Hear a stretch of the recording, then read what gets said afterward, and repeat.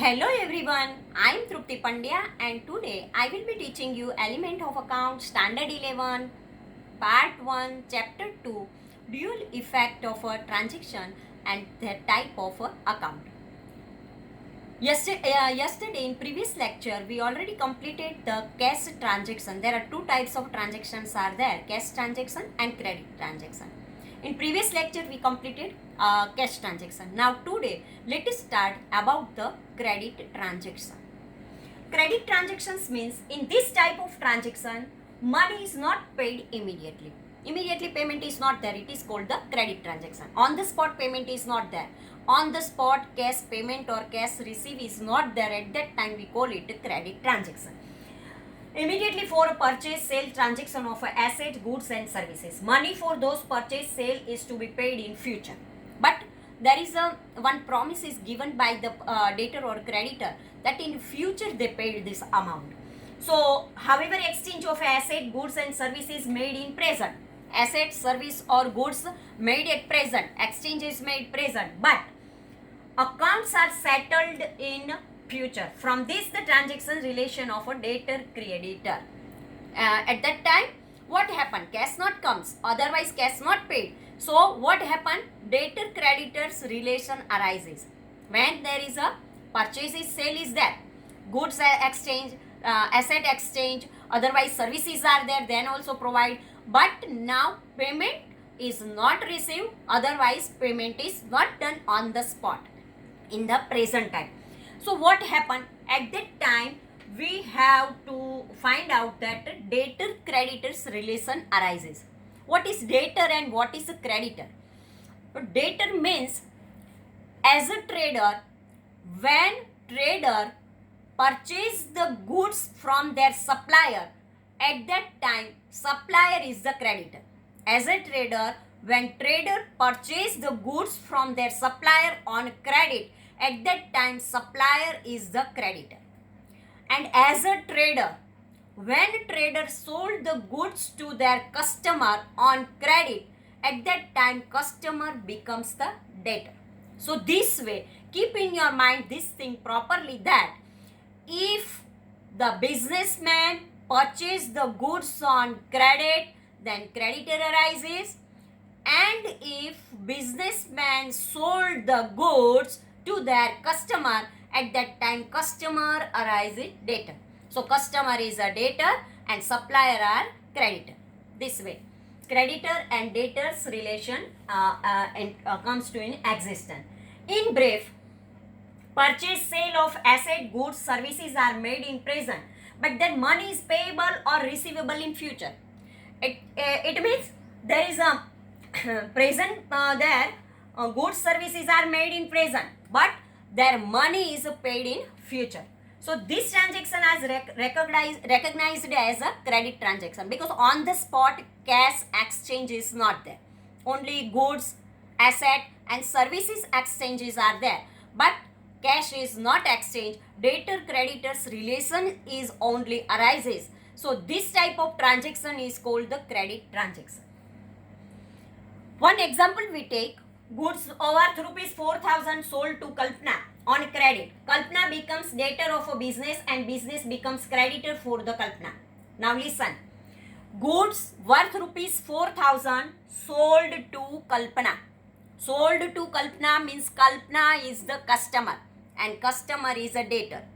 Now business trader sold the goods to Kalpana. So here Kalpana becomes the debtor, and those who sold the goods, it's become the creditor. So creditor debtors relation arises. Goods worth rupees 6,000 purchased from Deepika on credit. Now same trader purchased the goods of rupees 6,000 from Deepika. So Deepika is the supplier. So Deepika is the supplier and so Deepika is the creditor. Here Kalpana is our customer. As a trader, when we sold the goods of rupees 4,000 to Kalpana, at that time Kalpana is our customer and customer is a debtor. Now from Deepika on credit purchased the goods of rupees 6,000. So here Deepika sold the goods to us and we purchase the goods from Deepika. Deepika is our supplier and supplier always creditor. So Deepika is a creditor and Kalpana is the debtor. So Deepika becomes the creditor of the business and business becomes debtor of Deepika. This way transaction is a debtors creditors relation arises. Now third transaction, other transactions. The transactions that do not fall in the above mentioned two types. It is not a cash transaction, it is not a credit transaction, and this type of transaction is there, then this all the transactions we have to write in a other transaction. These are neither cash nor credit transaction. These are special transactions. These transactions are recorded in the books. As example, goods destroyed in accident. Accidentally goods destroyed, not sold, not purchased, but then also goes from our business unit. So loss of the business unit, goods destroyed by fire, goods destroyed in accident, goods stolen away by theft, goods given for a donation, and there is no monetary value is there, then also goods gone from our business unit, goods given for advertisement, cutthroat competition is there in a market, and at that time if we give the goods as a sample for the advertisement purpose, at that time also goods gone from our business unit, but that monetary value is not there, not receive the cash, and asset turned defective or useless, etc.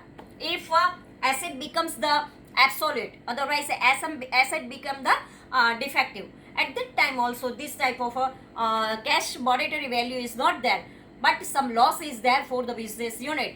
And when there is a goods given is a donation or charity or advertisement, at that time also goods gone from our business unit, but that monetary value is not there.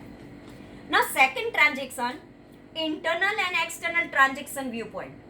These transactions take place in two forms. First, internal transaction. In certain transactions there is no need of other parties. There is no need of other parties. At that time these transactions would take place within business. These transactions are recorded in the books of accounts. Depreciation on asset, loss due to natural calamity, these all are economic transactions but are non-cash transactions. If in our business unit there is an asset is there, every year this asset is depreciated because it is a loss of the business unit. We use the asset and their value is a decrease. It is called depreciation. If natural calamity is there, earthquake is there, flood is there, or other cyclone is there, and our goods are destroyed, this type of monetary value is there, but it is our internal transaction is there. We not sold the goods to a third party, but it is our business unit's internal matter is there, and so it is called internal transaction. Depreciation of our asset, it is a monetary value is there, but we have to not write it as a external transaction. There is not a third party is there. When third party is there, then it is called the external transaction. It is in our business units matter is there, so it is called internal transaction. These are all economic transactions but are non-cash transaction. We not receive the cash from anywhere, and so it is called non-cash transaction. Now external transaction. These transactions are between business and other parties. Third parties are there. Business unit is there and third party is also there. These are economic transaction of a business. These transactions are recorded in the books of account. As example, sale of goods to customer, payment of wages to workers, interest received from bank, amount paid for insurance premium, purchase of machinery, cash deposited in bank. Some transactions are there. And in some transactions, sometimes we receive the cash and sometimes we paid the cash. This type of all the in the day to day, every day, some transactions are there, and their monetary value is there. The economic value is also there, and but third party is there, and so it is called the external transaction. Now, economic transaction is not there. Non-economic transaction is there. In business unit, some non-economic transaction is also there. Non-economic transaction. In the book of accounts of a business, only economic transaction of business are recorded. If our rule is that if economic value is there, economic transaction is there, business related transaction is there, then only we have to write in our account book. But if non-economic transaction is there, then when non-economic transactions are not recorded in the books. If some non-economic transactions also occur in our business unit, but their monetary value is not there, and so we not write this type of a transaction in our account book. There is no significance of a non-economic transaction in accounting. In accounting, no significance of this type of transactions because their monetary value is not there. In account, we have to write just a monetary value. Cash value is there, then only we have to write this type of transactions. So here non-economic transactions are those transactions whose value cannot be measured in terms of money. We know non-cash transactions, non-economic transaction, it means their monetary value is not there. An order is received to supply goods after 1 month. One order we receive that after 1 month you supply this type of a goods. It means now at present their monetary value is not there, their economic value is not there, just we receive the order, and when we receive the order we not paid anything, otherwise we not receive anything. At that time it is non-economic transaction at present.